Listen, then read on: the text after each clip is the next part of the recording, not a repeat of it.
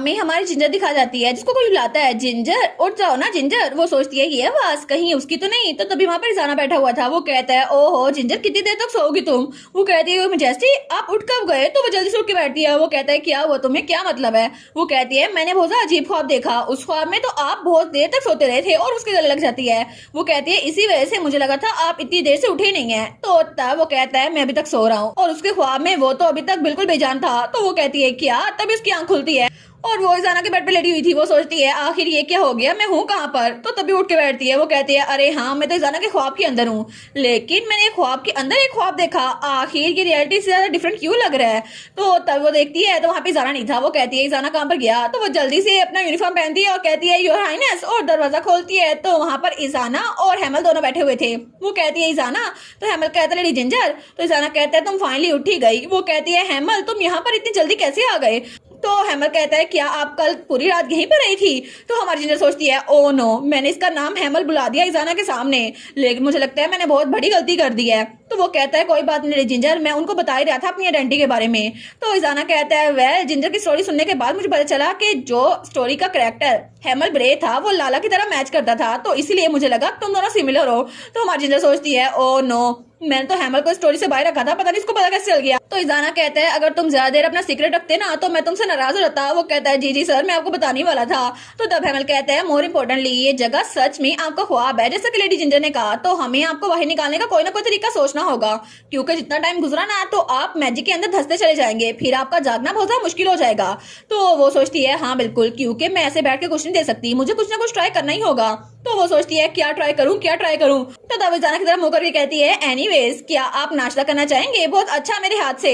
वो कहता है क्या नाश्ता, लेकिन मैं कभी कभी नाश्ता नहीं करता। तो जिंजर कहती है नहीं नहीं हमें कोई आइडिया सोचना ही होगा ना, और खाली पेट दिमाग की बत्ती नहीं चलती है ना, तो आपको कुछ ना कुछ खाना ही होगा। तो वो कहती है ठीक है किचन किस तरफ है, मैं खाना बना कर लाती हूँ। वो कहता है अच्छा।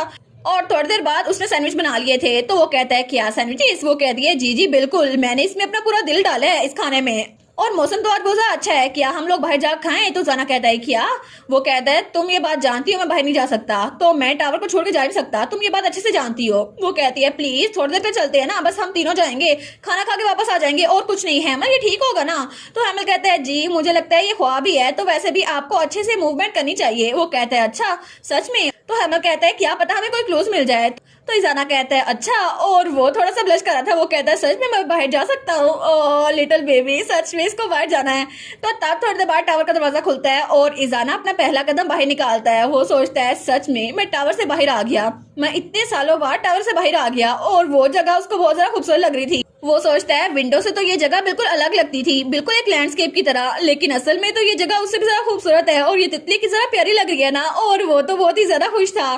तभी वहां पर जिंजर और हेमल वो दोनों ब्लैंकेट बिछाते हैं। वो कहते हैं हमारे पास एक अच्छी ब्लैंकेट है, हम इस पे बैठ के नाश्ता कर सकते हैं। वो कहती है प्लीज यहाँ आके बैठे किंग इजाना। और तब हमारी जिंजर वो तो बहुत ज्यादा खूबसूरत लग रही थी। वो कहती है मौसम तो आज बहुत ही ज्यादा प्यारा है ना। तो हमारा इजाना वो भी ब्लश करता है। वो कहता है हाँ बिल्कुल। और तब वो तीनों वहां पे बैठ गए थे। तो हेमल कहता है थैंक यू सो मच आपके खाने के लिए।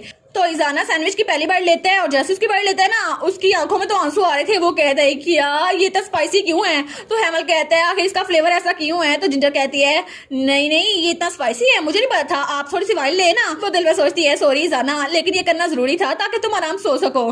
तो हेमल कहता है आखिर आपने सैंडविच में क्या डाला था लेडी जिंजर, आखिर इतना स्पाइसी कैसे हो सकता है। वो कहती है मुझे नहीं पता, क्या पता मैंने अपना प्यार डाला हो और सिंसियरिटी डाली हो।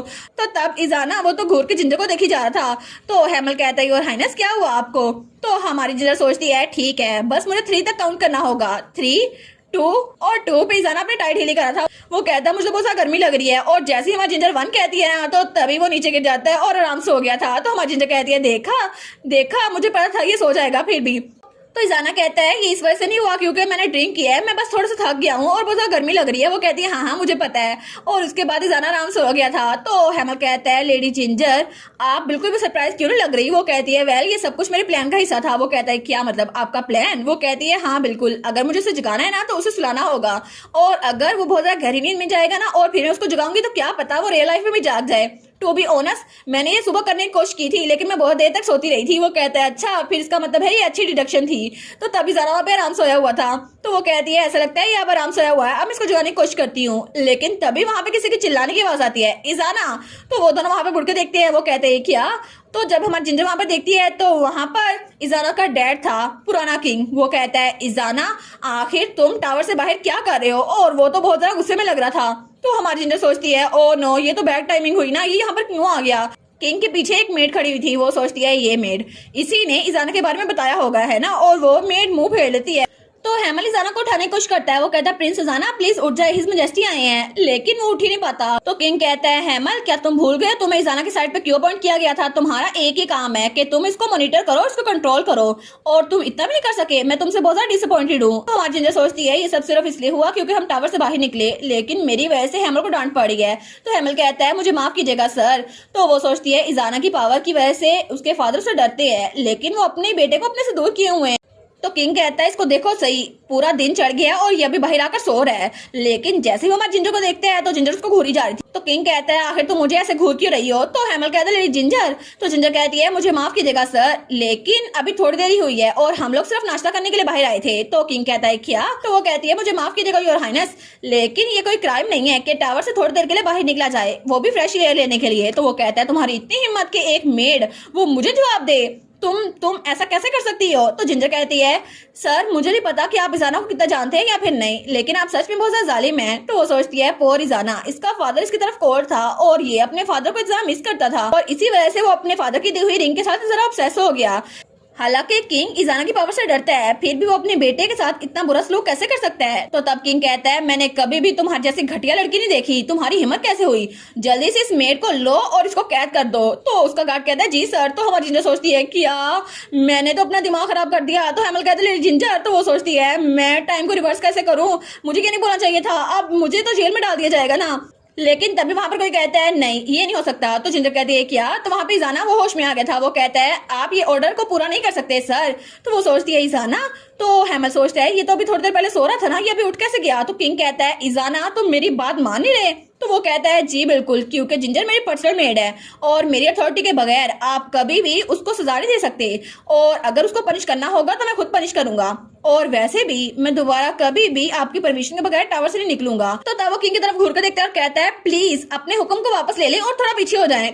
तो किंग कहता है क्या, और तब थोड़ा फ्लिंच होता है और तब वो मुड़ने लगता है। वो कहता है ठीक है मैं आज के लिए इसको छोड़ रहा हूँ, लेकिन दोबारा ऐसा कुछ भी हुआ तो मैं इसको ऐसे बख्शूंगा नहीं। और उसके बाद वो अपने साथियों के साथ वहां चला गया था।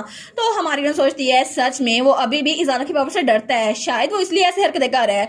लेकिन तभी इजाना वो फिर से नीचे गिरने लगता है। वो कहती है प्रिंस इजाना। तो हेमल भी कहता है योर हाइनेस, और तब थोड़ी देर बाद वो इजाना को उसके कमरे में ले आए थे। तो हमारी जिंजर कहती है इजाना ठीक तो होने वाला है ना। वो कहता है जी बिल्कुल आप फिक्र न करें, वो इसलिए सो रहे हैं क्योंकि उन्होंने ड्रिंक की थी, इसके अलावा कुछ भी नहीं। तो हमारी जिंजर कहती है अच्छा, लेकिन पहले वो अपनी सेंसेस में वापस कैसे आया, और मुझे तो लगा था वो बिल्कुल सोबर हो गया है। वो कहता है वेल वो आपके बारे में बात हो रही थी ना, शायद इसीलिए उन्होंने अपनी पावर को यूज किया और आपकी वजह से स्टैंड लिया। वो कहती है अच्छा, लेकिन मुझे नहीं पता था कि हिज मैजेस्टी इस टाइम पे वहां पर आ जाएंगे। वो कहता है वेल बैड टाइमिंग थी, उसके अलावा कुछ भी नहीं।